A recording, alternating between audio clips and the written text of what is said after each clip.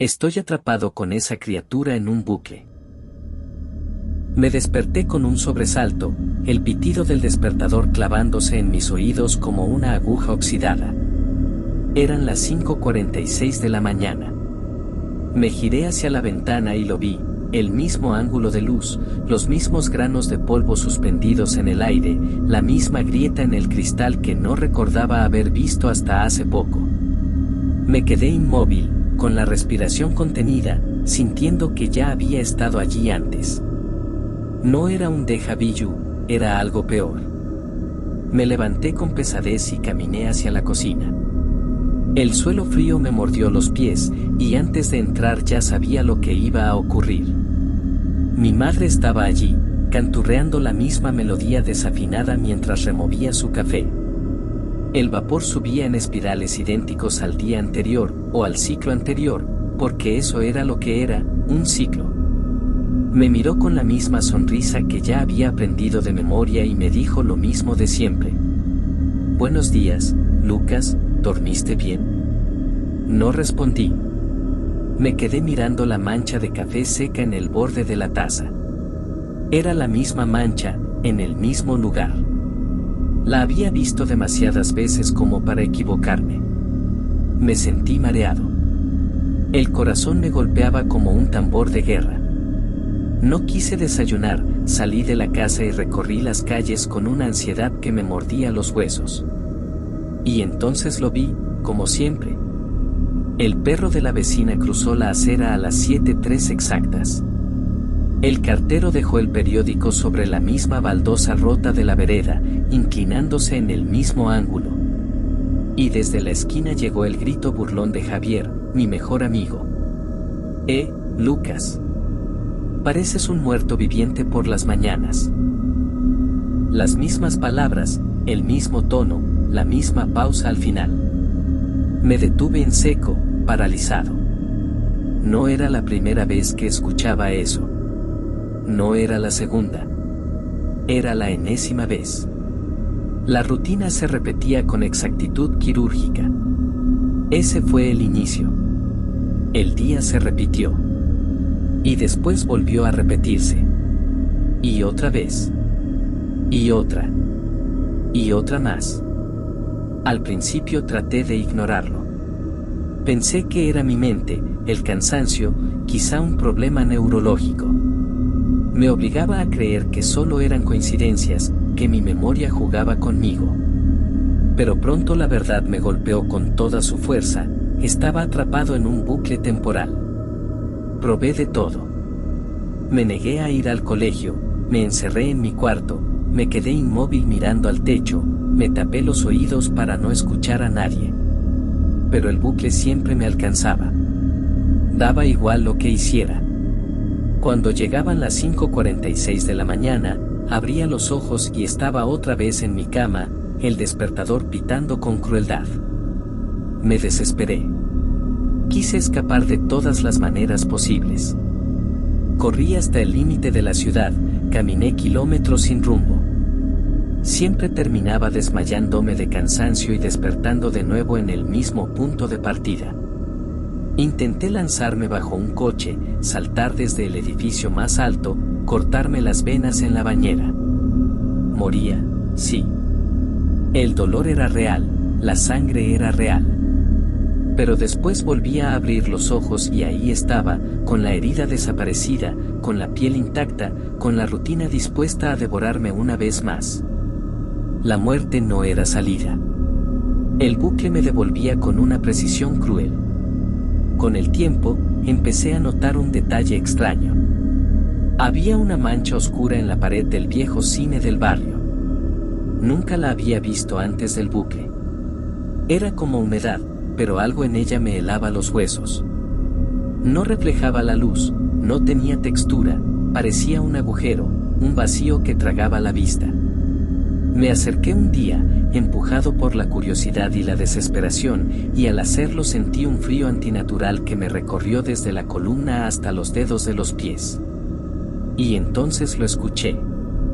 No era un sonido en mis oídos, sino en mi cabeza. Un murmullo, extraño, como si fueran palabras en un idioma que no conocía pero que mi mente traducía en un único mandato. Mírame. Retrocedí con el estómago revuelto, el corazón disparado. No era una mancha cualquiera. Había algo vivo ahí, algo consciente, algo que me estaba observando. Los ciclos siguientes, la mancha creció. Al principio apenas un parche oscuro, luego un ramaje de venas negras que se extendía por la pared del cine como una infección. Y cada vez que pasaba por ahí, el murmullo era más claro, más insistente. Mírame. No escaparás. Eres mío. No podía dejar de pensar en ello. Me acompañaba a todas partes. No era solo en la pared. Empecé a sentirlo en los reflejos del agua, en el zumbido eléctrico de los postes de luz, en los silencios entre las frases de mi madre. La presencia estaba ahí, oculta, vigilándome. No tenía rostro, pero la podía sentir. Y con un pavor visceral comprendí que el bucle no era un accidente. Era una prisión, y había algo que lo controlaba. Con el tiempo aprendí a distinguir su esencia. No tenía una forma fija. A veces era un enjambre de sombras retorciéndose. A veces un cuerpo de carne líquida con rostros deformes que se abrían y cerraban como bocas mudas. A veces solo una sensación en el aire, un peso insoportable en la espalda. Pero siempre era lo mismo, la bestia. Y supe que se alimentaba de mí. De mi desesperación, de mi rutina, de mi rendición. Decidí luchar. Si no podía salir, al menos podía resistirme.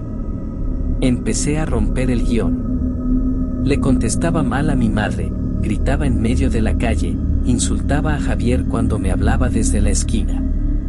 Cada acción que rompía la secuencia hacía que el aire se estremeciera. El suelo temblaba, los objetos vibraban, como si la realidad se quejara. Una vez lancé piedras contra las ventanas del colegio. En ese instante, el cielo se volvió negro como tinta derramada. Los edificios se retorcieron como si fueran de papel mojado, y a lo lejos, más grande que cualquier cosa que hubiera imaginado, vi a la bestia asomar.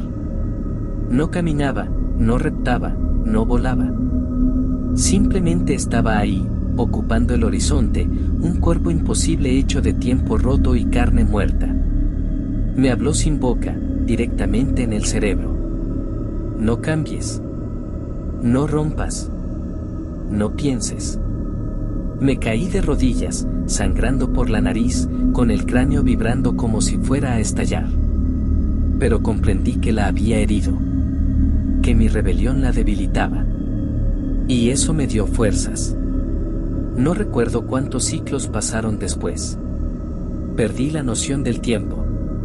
Podrían haber sido meses, años, siglos.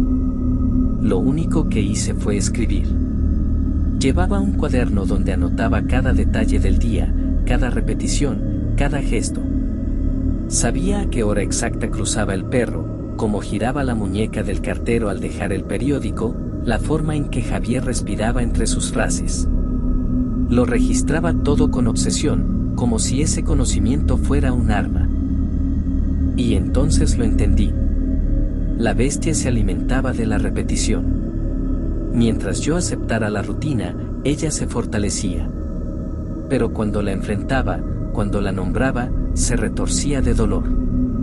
Las palabras eran mi herramienta. El día llegó. La mancha en la pared del cine se abrió por completo. Ya no era una mancha, era una grieta en la realidad. Un agujero por el que se colaba el horror. De ahí emergió la bestia. No sé cómo describirla sin que las palabras se derrumben. Era una amalgama de miembros imposibles, relojes derretidos chorreando arena oscura, bocas que gritaban sin voz, manos que se extendían hasta el infinito. Era la forma del tiempo mismo corrompido. Y estaba hambrienta. Se inclinó sobre mí, llenando el aire con un hedor a podredumbre y vacío. Eterno. Serás eterno. Me temblaban las piernas, pero saqué mi cuaderno y lo abrí con furia. Y grité, grité hasta que la garganta se me desgarró. El perro cruza a las 7:03. El cartero deja el periódico en la baldosa rota. Mi madre tararea 3 veces antes de servirse el café. Javier me llama desde la esquina a las 7:15. El reloj de la plaza está atrasado 1 minuto exacto cada tarde. La señora Marta cambia de bolsa a las 8:12. El semáforo parpadea antes de apagarse. La bicicleta azul cruza frente al kiosco. Cada frase era como un latigazo contra la bestia. Chilló, pero no con sonido. Fue un estruendo interno que me rompió los huesos por dentro, que me hizo sangrar por los ojos y los oídos. Pero vi cómo su cuerpo se agrietaba, cómo sus miembros imposibles se derrumbaban, cómo sus bocas se tragaban a sí mismas.